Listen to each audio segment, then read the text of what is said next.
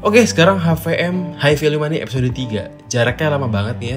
Sorry, don't play bosku. Visi orang kaya, misi foya-foya. Zaman sekarang alay banget ya. Kocak-kocak nih alay zaman sekarang. Tapi kita imbangin kealayan kita dengan sedikit pengetahuan. Lanjut di episode kemarin, gue janji mau bahas tentang cryptocurrency. Kripto ini merupakan mata uang digital alias nggak ada fisiknya. Tapi bukan berarti nggak ada jaminannya. Jadi meskipun ini nggak ada bentuknya, nggak bisa dipegang, tapi bukan berarti ini tipu-tipu, bukan. Ada jaminannya. Nanti kita akan bahas.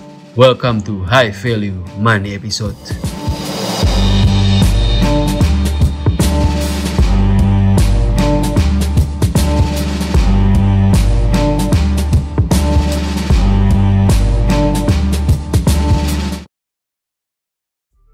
Ini gue akan coba jelasin sesimpel mungkin, dan gue pun juga sebenarnya nggak pinter-pinter amat, tapi gue akan berusaha sepinter mungkin, sesimpel mungkin menjelaskan supaya kita paham nih. Kurang lebihnya, I am sorry. Udah gue jelasin di video episode 1 dan 2, mata uang itu bisa apa aja selama kita sepakat gitu ya. Dulu zaman gue main Xian, di tahun 2004, mata uang dalam game namanya Zin. Yang kadang gue beli itu pakai rupiah. Jadi kadang kalau gue misalnya lagi megang rupiah nih, udah nggak jajan 2 hari, wah mau beli Zin mau beli baju di game Xian. Gue beli tuh, gue cari penambang Zin di Kaskus. Bro, mau beli dong Zinnya. Gue transfer duitnya, gue dapet Zin. Dan lo pun pasti pernah beli mata uang dalam game pakai uang asli kan. Dan pernah juga si penambang Zin ini, si penjual Zin ini beli motor pakai Zin bayarnya. Asalkan si penjual motornya itu mau terima Zin. Dia main Xian juga berarti. Jadi mata uang itu sebenarnya bisa apa aja. It's okay. Asal sama-sama sepakat. Di sini pun sebenarnya banyak orang yang mata uang itu pakai dolar, kadang-kadang jual beli pakai emas. Ada aja, cuman yang sah sebenarnya rupiah doang. Balik ke kripto nih ya, mata uang digital ini lahir pada tahun 2009 dipelopori oleh Bitcoin. Jadi Bitcoin ini merupakan cryptocurrency pertama. Bisa dibilang mungkin Insinyur Soekarno-nya lah, pelopornya. Setelah Bitcoin, banyak kripto-kripto lain yang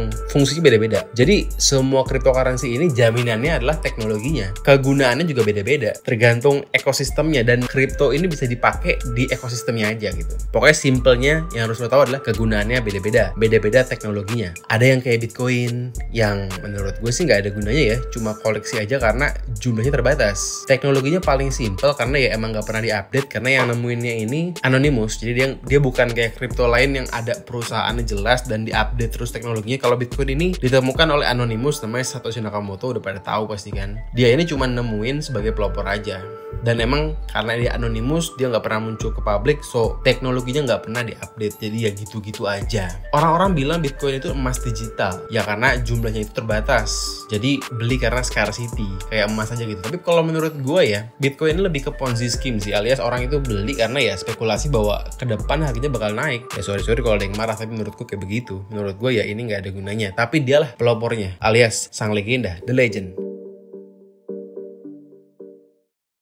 Kenapa kripto lahir? So, kripto lahir saat Amerika sedang ada krisis besar-besaran. Jadi dulu ceritanya di Amerika itu orang lagi bingung nih, mau invest apaan ya yang returnnya gede tapi low risk. Jatuhlah pilihan pada properti alias rumah. Berbondong-bondong nih orang invest di properti, jual beli rumah. Dan bank pun ikutan bantuin, ngasih kredit ke orang-orang yang mau beli rumah. Supaya apa? Supaya makin banyak yang bisa beli rumah. Simple kan? Kalau misalnya lo mau jualan rame nih, lo kasih aja pay letter. Kayak GoPay gitu kan? Iya nggak? Lo mau beli bakwan tapi duitnya nggak ada, pakai aja pay letter. Intinya utang itu membuat orang jadi makin konsumtif. Jadi makin gila ini pasar perumahan. Bahkan sampai orang-orang yang nggak kredibel buat KPR pun tuh dikasih pinjem duit. Supaya apa? Supaya makin laku ini properti. Ya kalau pay letter sih emang nggak banyak seleksinya ya. Siapapun boleh lah pakai pay letter. Paling kalau nggak bisa bayar, ada penagih utang keker ke rumah lo gitu ya. Tapi kalau ini kan KPR rumah, bukan 1 juta 2 juta, ini kan miliaran loh. Tapi dikasih sebebas-bebasnya supaya harga properti ini makin naik, supaya makin tinggi harganya karena banyak yang mau. Demand naik,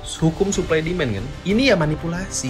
Ini bubble property. Dikasih semua orang bisa beli, harganya jadi naik gak karu-karuan. Jadi kelihatannya pasar properti ini bener-bener menguntungkan banget karena harganya naik terus. Siapa yang nggak mau? Ya kayak kripto sekarang aja, harganya naik terus, siapa yang nggak mau? Kayak gitu. Ini manipulasi.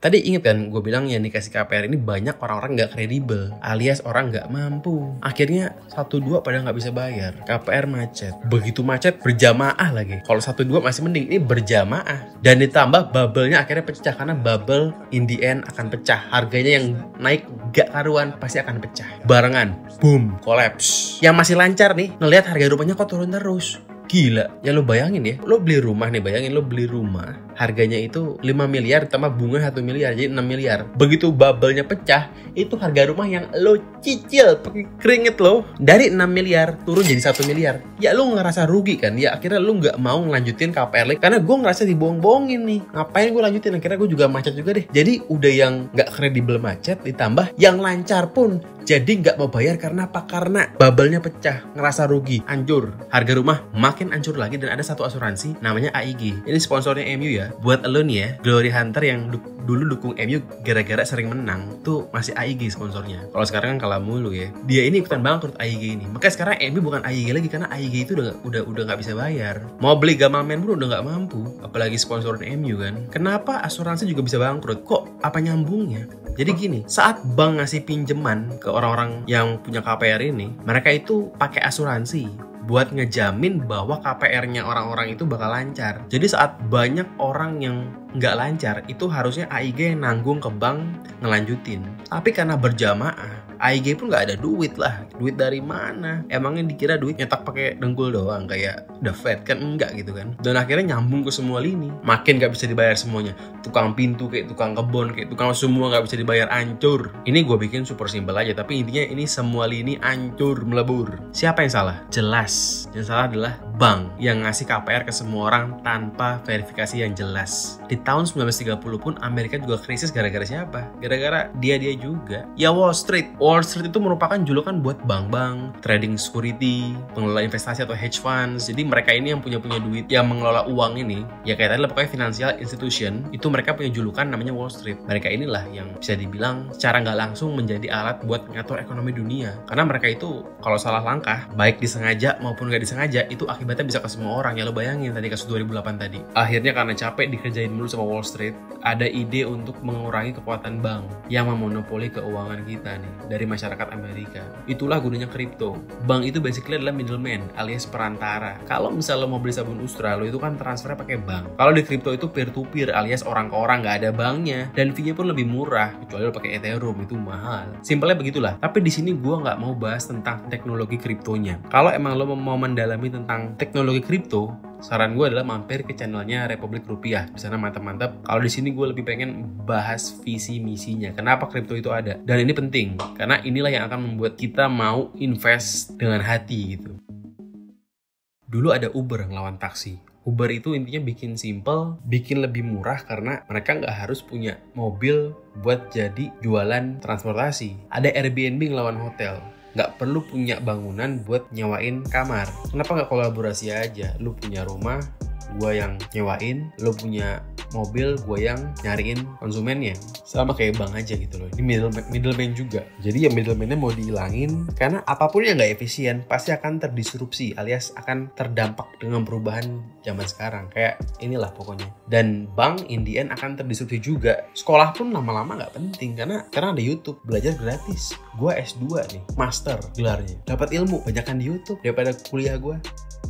Tapi ini nggak akan gampang, nggak akan segampang yang lain. Karena apa? Karena lawannya ini bukan hotel, lawannya ini bukan taksi. Ini lawannya Wall Street, elite global. Ini bakal jadi journey yang panjang gitu. Tapi inilah masa depan kripto. Ini sama kayak internet tahun 2000. Ini masih in the beginning of beginning gitu loh. Dulu zamannya internet tahun 2000-an, semua harga perusahaan internet tuh naik drastis, bubble.com namanya. Akhirnya hancur. Karena apa? Karena banyak perusahaan internet yang nggak jelas, yang cuman FOMO doang, ikut-ikutan bikin doang. Sama kayak sekarang kripto. Banyak kripto nggak jelas. Contohnya apa? Doge. Itu nggak jelas itu. Nggak ada gunanya. Itu koin meme kok. Saat nanti bubble-nya pecah kripto, sekarang belum pecah ya. Saat nanti pecah itu akan hancur abis-abisan. Tapi dulu pas .com bubble, semua hancur. Tapi ada yang emang bagus. Ada Amazon, ada eBay, ada macem-macem. Justru saat nanti bubble pecah, mungkin di tahun depan atau kapan, disitulah saatnya beli. Tapi belilah yang tepat gitu loh. Belilah yang emang bener, yang emang the future. Ya sekarang pun beli boleh. Gua pun punya banyak lagi. Gue juga siapin amunisi kalau ntar pecah ya, gue siap mau beli lagi, asal tahu mau beli yang mana. Kalau ngomongin Doge sedikit ya, itu kan sebenarnya cuma pom-poman doang dari Elon Musk. Elon Musk ini tuh kalau kita lihat di pasar, di market nih, citranya itu baik. Ibaratnya tuh kayak dia tuh hero-nya orang-orang miskin, hero-nya rakyat biasa untuk melawan elit global. Dia bikin banyak orang jadi kaya lewat Doge-nya, atau dia pemain Bitcoin atau apapun. sebenarnya Elon Musk ini bukan hero. Dia nggak lebih baik daripada Jeff Bezos. Orang-orang bilang seakan-akan Jeff Bezos itu Lex Luthor dan Elon Musk ini Iron Man. Enggak kok, Elon Musk itu juga sebenarnya bagian dari elit global juga. Iya, dia part of elit global juga. Dia itu mainin manipulasi harga cryptocurrency. Dan inget tadi gue ngomongin KPR rumah 2008. Itu semua karena manipulasi. Justru manipulasi dari Elon Musk ini akan ngelit ke bubble-nya kripto. Coba kalau nggak ada dia, mungkin akan lebih stabil. Tapi ya inilah elit global akan terus merecoki yang emang mau challenge mereka gitu loh. Ada yang untung nggak? Ada yang untung, pasti banyak yang untung gara-gara Elon Musk ini bikin pom-poman IWO. Tapi banyak yang rugi nggak? Pasti banyak banget yang rugi. Dan sekarang dia makin mainin market dan ya ini akan lead ke pecah bubble-nya. Dan ya itulah part of the journey. Tapi yang harus gua di sini garis bawahi adalah jangan jadikan Elon Musk nabi lo gitu loh. Karena dia bukan orang superhero. Dia tuh part of elite global. Lo nggak bisa jadi bilioner kayak Elon Musk kalau lo bukan part of Illuminati. Terus kira-kira elit global diem aja apa kalau ada currency mau ngelawan dolarnya mereka gitu? Atau mungkin sebenarnya jangan-jangan elit global itu juga punya cryptocurrency? Kalau merujuk kepada majalah The Economist tahun 98 nih gambarnya ya. Ada gambar burung phoenix dengan kalung tulisannya 10 Phoenix 2018. Dan ternyata pada tahun 2018 bulan Oktober lahirlah sebuah cryptocurrency namanya XRP. Dan RP itu digadang-gadang sama teori konspirasi. Artinya itu Rising Phoenix. So dari tahun 98, menurut teori konspirasinya, elit global udah tahu bahwa akan ada a world currency yang gantiin dolar, mata uang tunggal, yaitu XRP.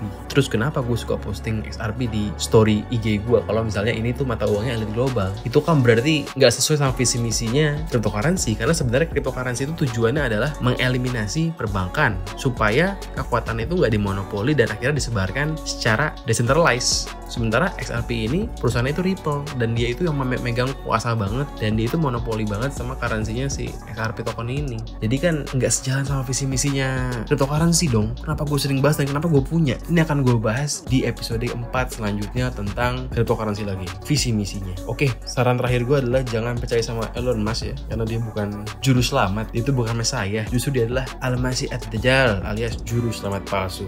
Itulah Elon Musk. Adios, I love you all. Salam HVM, bye-bye.